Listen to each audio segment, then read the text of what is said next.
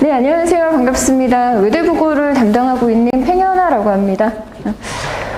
오늘 이 자리를 통해서 어머님들에게 말씀드릴 부분은요, 우리 친구들 학교 보내시고 내신이라는 이 부분과 관련해서 걱정이 많으시잖아요. 그래서 외대국어 내신의 특징이 어떠하며 어떻게 공부를 하는 것이 만족할 만한 성적을 거둘 수 있는 것인지에 대해서 간단하게 말씀을 드리도록 하겠습니다. 1학기 2학기 때 배우는 교과는 동일합니다. 국어라는 과목을 1년 동안 배워요. 2학년이 되면 학기별로 문화, 그 다음에 화법과 작문, 한 학기별로 이렇게 과목이 나눠지는데 1학년 같은 경우는 전체적으로 똑같이 1년 동안 진행이 된다라고 보시면 되고요. 교과서는 신사고, 출판사가 신사고 교과서이며 유인물이다라고 하는 것은 부교재가 따로 선정된 게 아니라 매 수업마다 선생님이 추가적으로 프린트를 제공을 해주세요. 그래서 그 선생님께서 제공하는 자료가 유인물이고 제공되는 자료는 100% 모두 따로 언급을 안 하셔도 시험 범위에 포함이 된다라고 보시면 되고요. 작년에는 1학년을 담당하시는 선생님이 총 3분이 계셨는데 3분의 선생님이 모두 유인물을 주시지는 않으세요. 주시는 선생님과 주시지 않는 선생님이 있으셔서 이따가 시험 범위를 통해서 어떤 부분이 유인물로 자료가 제공되었는지 말씀드리도록 하겠습니다. 나눠드린 자료 2쪽과 3쪽에 가시면 이 표가 나와 있어요. 이거는 이제 우리 1학년 학생들의 진도 계획표라고 하는 거죠. 그래서 특징에 대해서 말씀드리면 대체적으로는 교과서 순서대로 이렇게 진행을 하셨습니다. 재작년 같은 경우는 선생님이 2분이시라 홀수 단원, 짝수 단원 나눠서 이렇게 진행이 되었던 거에 비해서 작년 같은 경우는 3분이셔서 조금의 차이는 있긴 하지만 대체로 교과서 순서대로 진행이 되었다라고 보시면 되고요. 그 다음에 작년에 중간고사 일정, 기말고사 일정이 이렇게 나와 있는데 이 일정은 그대로 참고를 하셔도 좋을 것 같아요. 왜냐하면 정해진 일정에 따라서 이렇게 진행이 되기 때문에 4월 같은 경우는 늦어도 중순에 시험이 진행이 되고요. 그 다음에 기말고사 같은 경우는 7월 초순에 이렇게 진행이 된다라고 보시면 되겠습니다. 시험은 객관식, 지필고사 유형과 그 다음에 서술형이 이렇게 되어 있는데요. 퍼센테이지는 선다형은 75%, 그 다음에 서술형은 25%입니다. 그래서 5문항이 출제가 된다라고 한다면 한 문항당 배점은 5점이다라고 보시면 되고요. 객관식 같은 경우에는 25문항이 기준 문항이다라고 보시면 한 문항당 3점 정도라고 보시면 되겠습니다. 그래서 문항당의 점수는 서술형이 조금 더 높은 부분을 차지한다라고 보시면 되고요. 서술형 같은 경우에는 배점이 0점부터 5점까지 감점을 주실 수도 있지만 오답인 경우에는 아예 부분 점수를 주지 않는 경우에는 전체가 오답 처리가 되는 경우도 있다라고 하는 거. 왜냐하면 단답형인 경우에는 부분 점수를 줄 수 있는 문제가 아니다라고 보시면 되겠습니다. 평가 방법은 앞서 말씀드린 것처럼 지필고사는 중간고사, 기말고사를 합산한 부분이다라고 보시면 되고요. 그 다음에 1학년 친구들 같은 경우는 수행평가가 굉장히 많습니다. 그래서 학교 생활을 원만하게 잘하기 위해서는 이 수행도 밀리지 않고 제대로 진행하는 부분이 필요하다라는 거고요. 학년에 있어서 반영 비중이 지금 1학년이 수행평가가 굉장히 큰 편이죠. 그래서 그 부분은 확인을 한번 해주시면 좋을 것 같습니다. 자, 다음으로 넘어가도록 하겠습니다. 얘는 이제 작년, 지금 우리 2학년 올라가는 친구들의 학업 성취와 관련된 부분이고요. 어머님들 보시는 자료에서는 페이지로, 아이고야. 제가 중간에 수행평가나 이런 자료를 좀 넣어드리는 바람에 그쪽에서 확인하실 수 있습니다. 일단 국어라는 과목에 숫자가 나와 있는데 이거는 아시다시피 단위수를 의미합니다. 그래서 국어 4단위, 수학 4단위, 영어 4단위라고 보시면 되겠고요. 그 다음에 전체 평균이 92.2 정도 되는데 굉장히 높죠. 근데 이거는 지필고사의 평균이 아니라 수행평가까지 합산된 점수라고 보시면 되겠습니다. 그 다음에 A를 받은 비중이다라고 한다면 전체 학생에서 80% 정도가 A가 되는 거죠. 그래서 우리 아이가 중간, 기말을 모두 합쳐서 평균 점수가 뭐 90점대다, 90점이다 라고 한다면 받을 수 있는 등급이 7등급, 8등급 정도가 된다라고 보시면 돼요.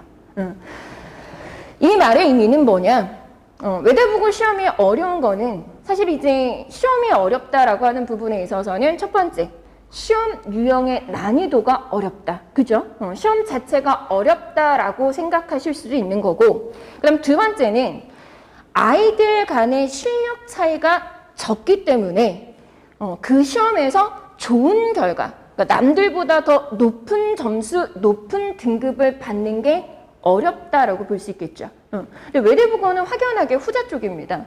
옛날에는 시험 문제가 매우 어렵게 출제되기도 했어요. 그런데 최근에는 시험 문제가 많이 어렵게 출제되지 않는 경향을 보이고요. 그렇기 때문에 아이들 사이에서 실력에 의해서 등급 차이가 나기보다는 그 작은 실수 하나가 등급을 가르는 기준이 되는 거예요.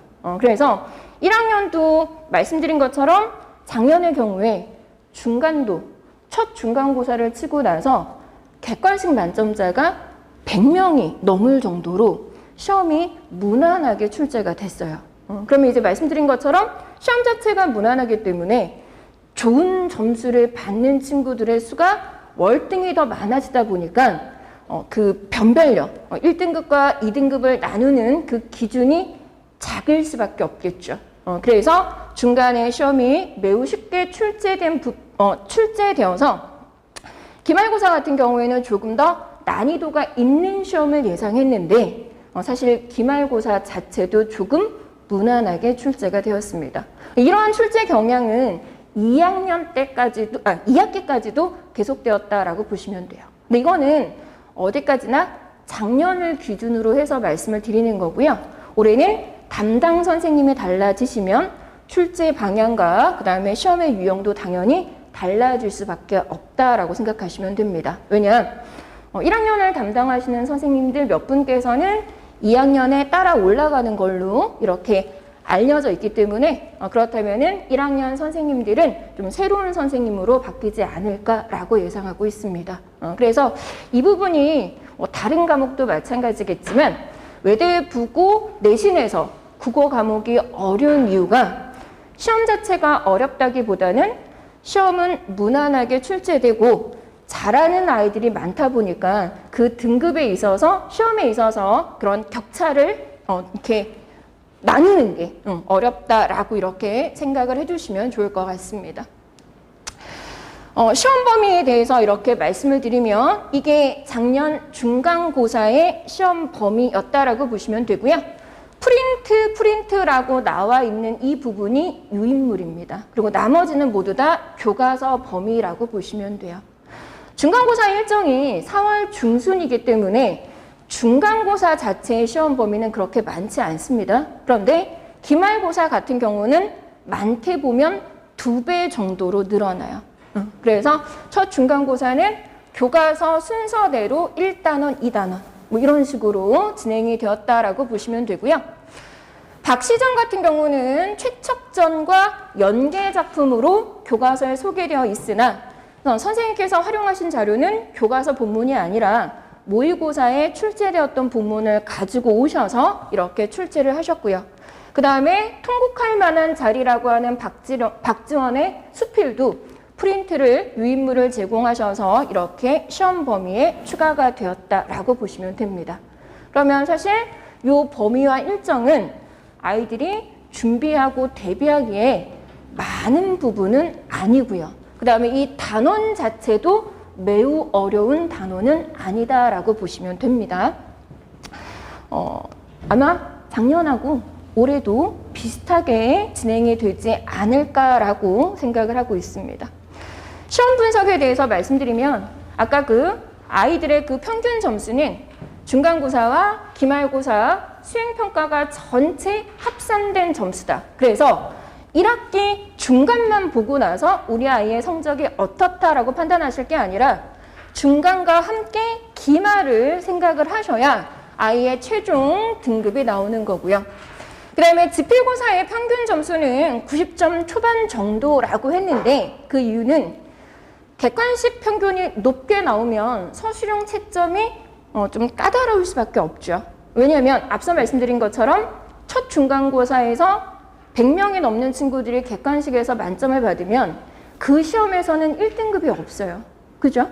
그러면 변별력을 높이기 위해서 서술형에서 감점을 1점, 2점이라도 줘야 등급이 나오는 부분이어서 객관식 평균은 사실 요것보다는 훨씬 더 높았고 서술형이 합산됨에 따라서 점수가 이렇게 조금 낮아졌다라고 보시면 될 것 같고요.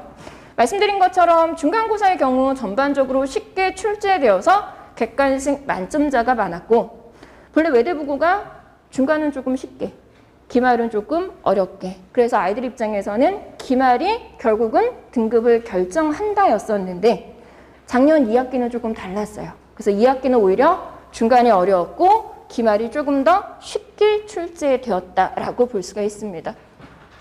일반적으로는 중간고사보다는 기말고사가 좀 더 변별력이 높다라고 하는 건데 이것도 말씀드린 것처럼 일반적인 것이지 해마다 조금씩 달라질 수 있다라고 보시면 되겠습니다. 자, 아이들이 어떻게 시험을 보고 또 작년 아이들의 경우에 어떤 정도의 결과를 얻었는지에 대해서 말씀을 드렸습니다. 그럼 이제 작년 아이들을 바탕으로 해서 어떻게 하면 우리가 중간고사에서 또는 기말고사에서 좋은 성적을 얻을 수 있을까라는 부분을 많이 고민을 했었는데요. 첫 번째는 서술형이 굉장히 큰 변별력을 차지합니다. 올해도 저희가 아이들을 만나면서 느낀 부분인데 중학교에서 어떻게 공부를 했느냐가 사실 많은 영향을 차지하더라고요. 예를 들면 중학교 3년 내내 서술형 문제를 써본 친구들이 없는 경우도 있고 또 어떤 학교는 계속해서 시험의 유형을 서술형으로만 봤던 친구들이 있어요. 그래서 3년 내내 서술형을 써본 적이 없는 친구들은 서술하시오라고 하는 문제가 나왔을 때 머릿속에 생각은 있는데 그걸 실제 문장으로 옮기지를 못하더라고요. 그러니까 이거는 지금 제가 수업하고 있는 우리 친구들도 마찬가지고 또 앞서 말씀드린 상상고 아이들 같은 경우도 마찬가지입니다. 답은 아는데 그 답을 문장으로 표현하는 연습이 안 되어 있다는 거고 그거는 그냥 외워서 쓰면 되지라고 하는 것과는 조금 다른 것 같아요. 애들 입장에서는 연습이 되지 않으면 답안을 제대로 작성할 수가 없더라고요. 그래서 무조건 서술형은 시간이 조금 걸리더라고 하더라도 수업 시간에 써보도록 하고 또 거기에 따라서 첨삭 피드백을 주지 않으면 서술형 실력이 좋아지지 않는다라고 하는 걸 작년과 올해를 통해서 많이 느꼈어요. 그래서 무조건 서술형 대비는 수업 시간에 한두 문항이다라고 하더라도 매번 꾸준히 써보는 거고 그 다음에 거기에 대해서는 반드시 첨삭 피드백이 이루어지지 않는다라고 한다면 아이의 답안 작성 실력이 좋아지지 않기 때문에 이번 중간고사에서는 이 부분을 조금 더 신경을 써서 준비를 할 거고요. 신경을 써서 준비를 하면 그만큼 아이들도 주의를 해서 학습을 진행하기 때문에 실제 시험에서는 만족할 만한 결과를 더 얻을 수가 있습니다. 자, 그 다음 두 번째는 매 시험 수업 이후에 아이들이 수업 내용에 대해서 정확하게 이해하고 있는지에 대한 단원 평가와 그 다음에 외대부고 기출문제를 바탕으로 한 파이널 모의고사를 진행을 할 겁니다. 그러니까 이거는 이제 아이들의 상황을 계속해서 진단하는 부분이고 그 진단하는 부분을 어머님들하고 함께 공유함으로써 우리 아이가 공부가 어느 정도 되어 있고 몇 주 뒤에 볼 시험에서는 어느 정도의 점수를 받을 수 있을 거다라고 하는 부분을 같이 예측하고 또 부족한 부분이 있으면 또 대비도 할 수 있겠죠. 그래서 진단, 평가에 대한 부분을 조금 강화해서 진행을 할 거다라고 말씀드리겠습니다.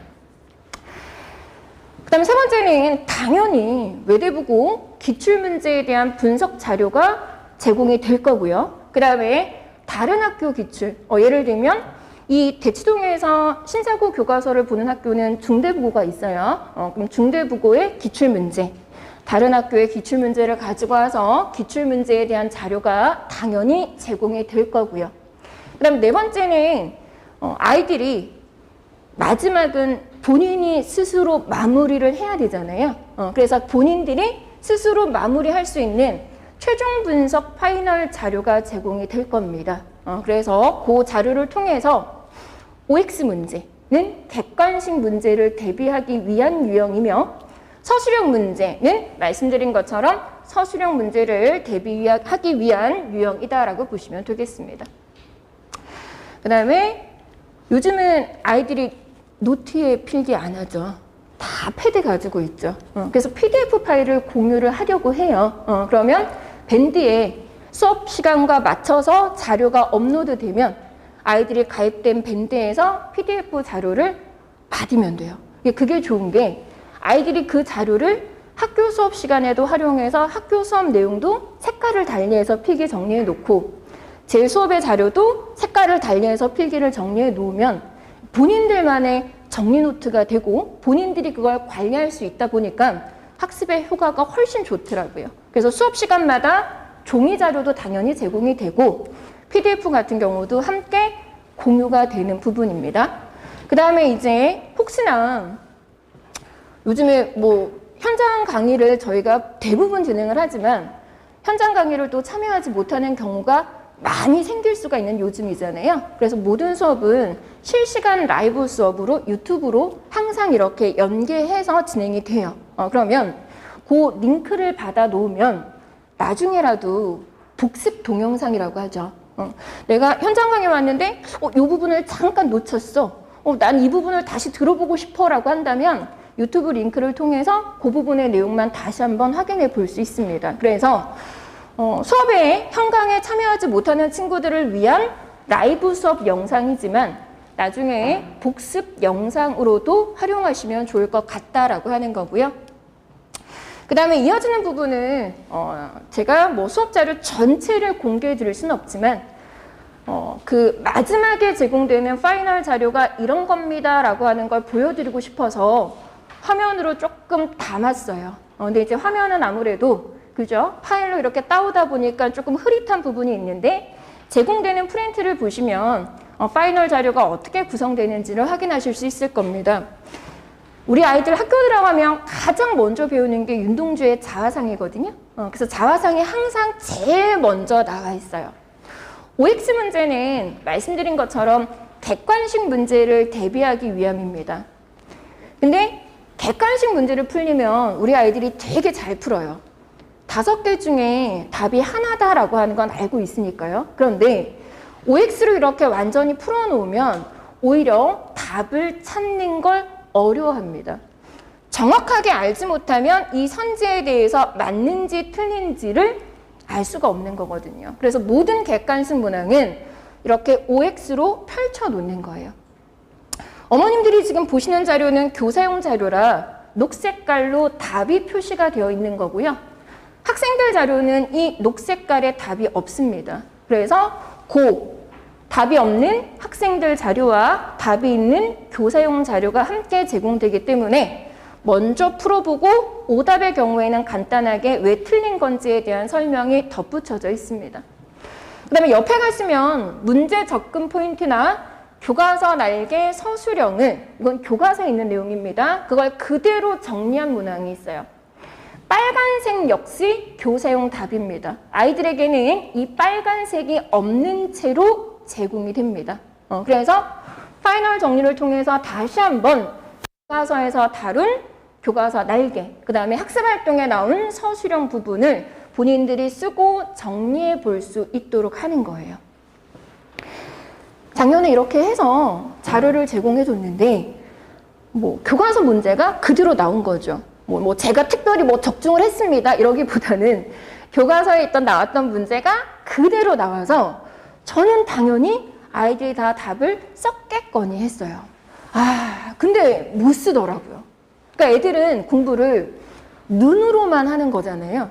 근데 눈으로 하는 거랑 실제로 이렇게 손으로 써내는 거랑은 차이가 있다라고 하는 걸 사실 작년에 많이 느꼈어요. 그래서 제가 올해는 무조건 서술형 대비를 열심히 하겠습니다 라고 이렇게 말씀을 드린 이유가 아이들이 보고 이해하는 거랑 그걸 알고 답안으로 작성하는 거랑은 연습이 없으면 이루어지지 않는다라고 하는 걸 작년을 통해서 많이 배웠기 때문에 이것도 가능한 한 수업 시간에 써보고 피드백을 주고 이런 식으로 진행을 할 예정입니다. 그 다음에 파이널 자료에 제공되는 부분은 또 어떤 게 있느냐, 외대부고 내신 문제는 교과서 내용이 중심입니다만은 당연히 문학작품 같은 경우에는 배우지 않은 다른 작품들도 출제가 됩니다. 그죠? 그러면 애들 입장에서 연계 작품을 공부하는 부분에 있어서 당연히 연계 작품을 공부해야 되는데 혼자서 준비하기에는 어려울 수밖에 없어요. 그러면 윤동주의 자화상이라는 작품과 연계해서 윤동주의 참회록을 비교해서 정리한 부분이 되겠죠. 수업 시간에 물론 언급을 해드립니다만은 아이들의 입장에서는 이 많은 작품을 한꺼번에 기억할 수가 없어요. 그래서 수업 시간에 했던 작품들 위주로 정리를 이렇게 해놓고 두 작품을 이렇게 비교하는 부분의 내용도 자료가 제공이 됩니다. 그래서 파이널 자료가 두꺼운 자료가 제공될 수밖에 없는 게 교과서, 학교 수업의 내용이 분석된 자료만 포함되는 것이 아니라 이런 문학 같은 경우에 연계 작품들까지 제공이 되다 보니까 두꺼워질 수밖에 없는 거예요. 그래서 어머님들에게 참고 자료로 제공된 부분은 작년에 나갔던 자료 중에서 극히 일부분, 윤동주의 자화상, 그 다음에 조희안의 최적정 같은 작품들로 해서 이렇게 구성이 된 부분입니다. 그래서 이게 저희가 수업 시간에 마지막에 제공되는 파이널 자료라고 보시면 되고요. 파이널 자료는 마지막에 제공될 수밖에 없는 게 제가 외대부고 수업을 꽤 오랫동안 했지만 매년 수업 내용이 매년 똑같지는 않아요. 말씀드린 것처럼 담당 선생님이 어떤 분이시냐에 따라서 수업 내용은 조금씩 달라질 수밖에 없는 거고요. 그러면 작년에는 정답이었던 게 올해는 오답이 될 수밖에 없어요. 그죠? 그래서 매번 학교 수업의 내용을 반영해서 마지막 정리 자료가 나가는 거기 때문에 보여드린 이 자료는 마지막에 제공이 된다라고 보시고 이해를 해주시면 좋을 것 같아요. 학교 수업이 정확하게 완료가 된 뒤에야 비로소 제공될 수 있는 자료들입니다. 그래서 올해 같은 경우는 말씀드린 것처럼 어떻든 아이들에게 시간이 조금 걸리더라고 하더라도 많이 풀리고 많이 써보게 하는 부분이다라고 생각해 주시면 좋을 것 같고요. 그러한 부분이 얼마만큼 좋은 성적으로 보답으로 이렇게 나올지에 대해서는 항상 어머님들과 공유해서 아이의 상태, 시험 결과 이런 부분에 대해서도 말씀을 드릴 겁니다. 수업 관리와 관련해서는 매 수업이 끝나면 항상 어머님들한테 문자로 안내를 해드리거든요. 그럼 당부 부탁을 드리는 말씀은 처음에는 어머님들이 되게 관심 깊게 이렇게 살펴보세요. 근데 3주, 4주 넘어가면 그냥 받고 넘기시는 경우가 많더라고요. 그래서 이제 당분간 우리 아이들이 학교에 적응을 하고 하는 부분에 있어서는 가르치는 제 입장과 또 어머님들이 함께 도와주지 않으면 아이의 이 성적이 잘 나올 수는 없는 거거든요. 그래서 어머님들이 그런 부분을 조금 더 관심 있게 지켜봐 주시면 중간고사에서 충분히 좋은 성적으로 좋은 결과를 얻을 수 있을 거다라는 생각이 듭니다. 국어 실력이 천차만별인 건 아시죠? 지금 우리 1학년을 시작하는 아이들 입장에서도 모의고사 독서 지문 하나 못 푸는 친구가 있어요. 고3 수능 문제를 거뜬히 풀어내는 친구가 있어요. 네. 근데 이 친구가 보는 중간고사, 내신은 아주 어렵지 않은 시험입니다. 모의고사를 못 푼다라고 해서 내신에서 좋은 성적을 못 받는다. 절대 아니고요. 고3 수능을 너끈히 1등급을 받는 친구라고 하더라도 중간고사에서 작은 실수 하나, 아까 말씀드린 것처럼 서술형 하나 날려버리면 3등급으로 떨어질 수밖에 없는 게 내신이에요.